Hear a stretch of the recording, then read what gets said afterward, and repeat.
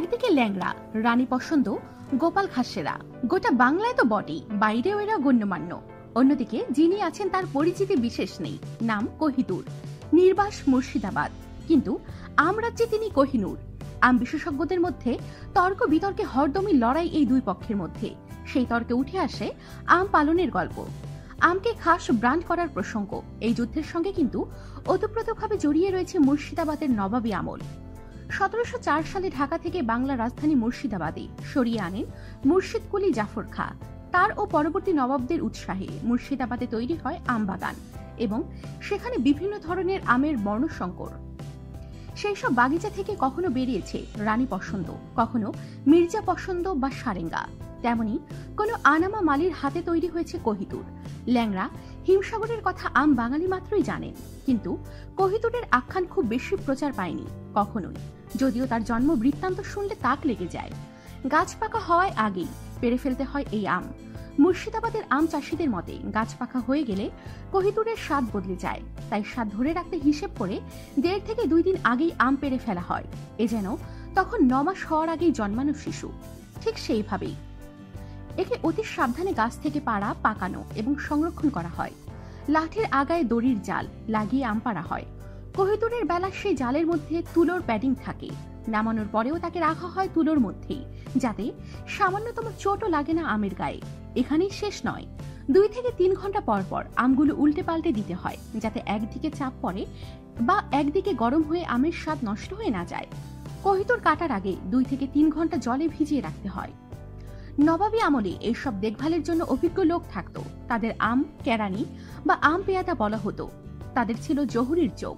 তারা দেখেই বলে দিতে পারতেন কখন কোন আমকে গাছ থেকে পাড়তে হবে বা কোনটিকে জলে ভেজাতে হবে।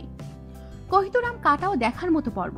দা কাটারি বা ছুরি দিয়ে নয়, কোহিনূর কাটা হতো বাঁশের কঞ্চি দিয়ে, এমন ভাবে যাতে আটিতে আঘাত না লাগে, তাতেও নাকি তার স্বাদ নষ্ট হয়ে যেতে পারে। এমন আমের ঘ্রাণ সিরাজউদ্দৌলার শহর থেকে কলকাতা এসে পৌঁছেছে আগেই, কখনো আম উৎসবে, কখনো নামি কোনো হোটেলের রান্নাঘরে। এমনকি 2015 সাল থেকে কলকাতায় পাওয়া যাচ্ছে কোহিনূর। মাঝে মাঝে নিলামও হয়। একটি কোহিনূরের দাম ওঠে 700 থেকে 1000 টাকা পর্যন্ত। ল্যাংড়া, হিমসাগর, চম্পা, রানী পছন্দ, গোলাপ খাসের মতো আম মুর্শিদাবাদের খুচরো বাজারে বিক্রয় 25 থেকে 50 টাকা কেজি দরে। সেখানে কোহিনূর স্থানীয় বাজারে প্রায় পৌঁছায়ই না, তার আগমন সরাসরি কলকাতায়। আম চাষিরা জানাচ্ছেন, অন্য আম সে যতই আহামরি হোক না কেন, গাছ রয়েছে প্রচুর। ভালো ফলনের বছরে একটি গাছে 1000 থেকে 1200 আম ধরে, সেখানে কোহিনূরের গাছ অত্যন্ত কম। এখন মুর্শিদাবাদে হাজার হাজার হিমসাগর গাছ আছে, তার কাছাকাছি সংখ্যাতেই রয়েছে ল্যাংড়ার গাছ, সেখানে কোহিনূর গাছের সংখ্যা হাতে গোনা। মুর্শিদাবাদে লালবাগের কাছে 8-10টা, জিয়াগঞ্জে 3-4টা, গোটা জেলায় সব মিলিয়ে 100 খানেক গাছ হবে কিনা সন্দেহ। সেগুলোতে কোনোটিও গোটা 50-এর বেশি আম ধরে না। হাতে গোনা 1 থেকে 8টা গাছ আছে যাতে 100 খানেক কোহিনূর ধরে। স্বাদের সঙ্গে অপ্রতুলতার জন্য চাহিদা বেড়েছে কোহিনূরের। মুর্শিদাবাদের একজন এখনো নবাবী আমলের স্বাদে মজে।